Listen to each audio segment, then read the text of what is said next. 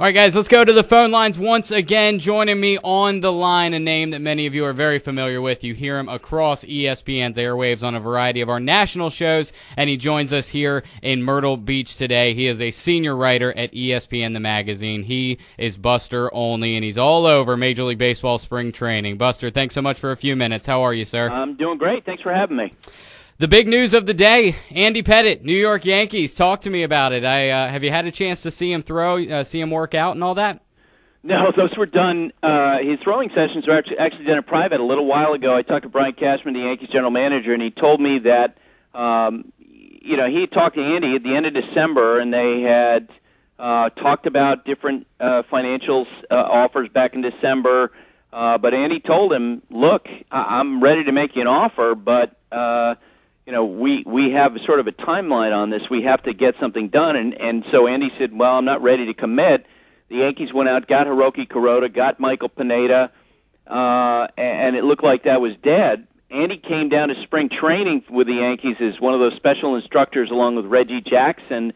And at the end of the week, he called Brian Cashman into Joe Girardi's office, and he said, hey, I want to pitch. I'm all in. And Brian said to him, well, here's the one problem. We don't have any money left because they had a budget, and so they haggled for about a week about the money, and in the end, they agreed on $2.5 million, and he came in on Tuesday morning at about 7:30 in the morning, so no writers could see them, and he threw in a private session for Joe Girardi, for Cashman, for a couple other people in the Yankees organization, and it came together, and suddenly a Yankees rotation, which at the beginning of January we had a lot of questions about, now has a surplus, and they'll be looking to trade.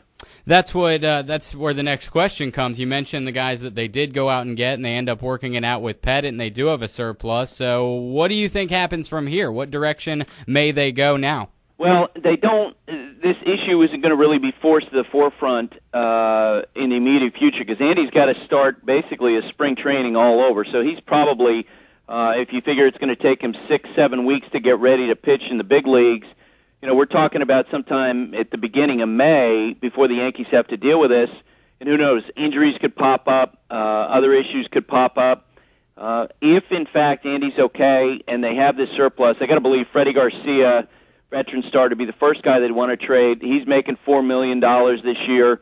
And I would think that Phil Hughes probably is the next guy in line after him. But again, my experience of covering these type of issues through the years is they take care of themselves. Ultimately, injuries and things like that sort of come into play.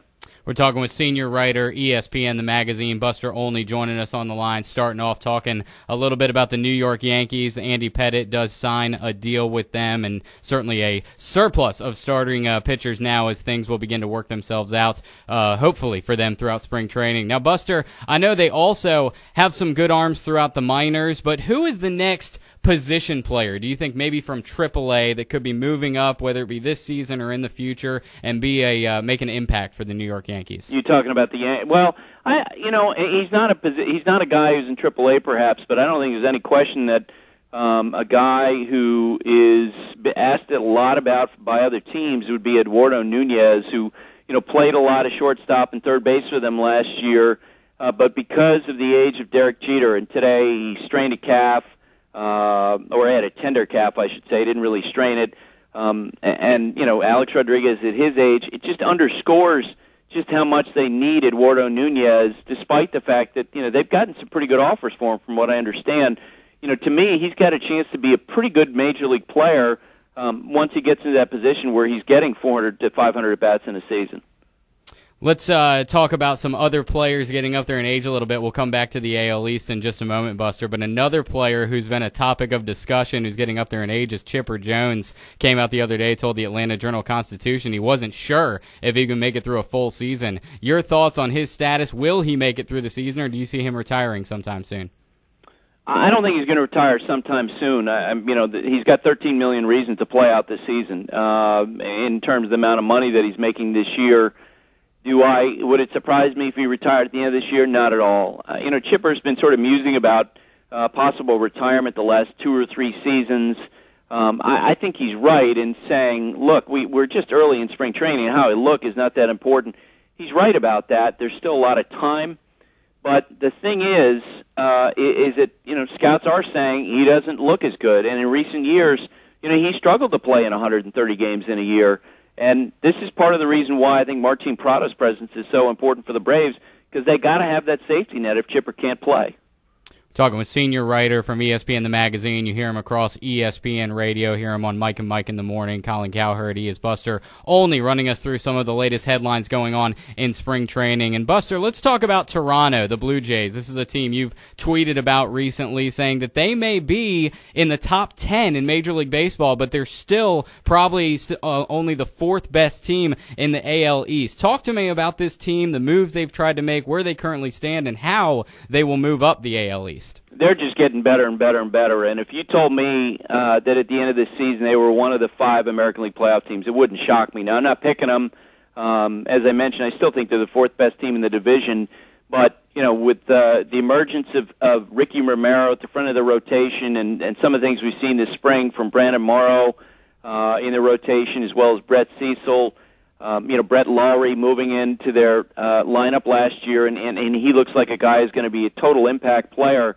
I mean, this is they've got a ton of talent, and not only do they have a lot of talent in the big leagues, but they've got a lot of talent coming up through the minor leagues. The question is, will they be able to hang on to all these guys, and will ownership spend the type of money where they can compete, year in and year out with teams like the Red Sox and the Yankees?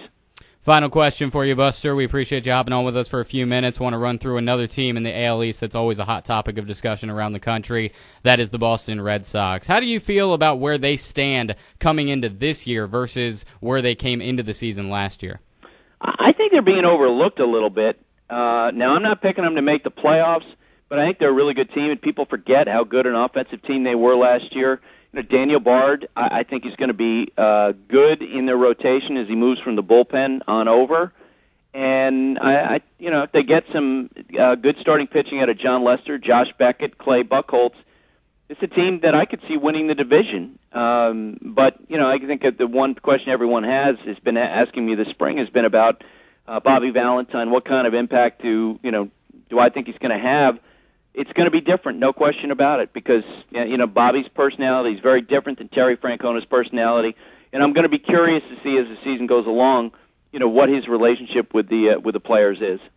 We will see how it all plays out. Guys, he is Buster Olney, ESPN the Magazine, joining us for a few minutes today, running through a lot of the headlines from the AL East and a little bit of Atlanta Braves talk. Buster, thanks so much for a few minutes. Enjoy it all as we march towards opening day. Sure, no problem. Anytime.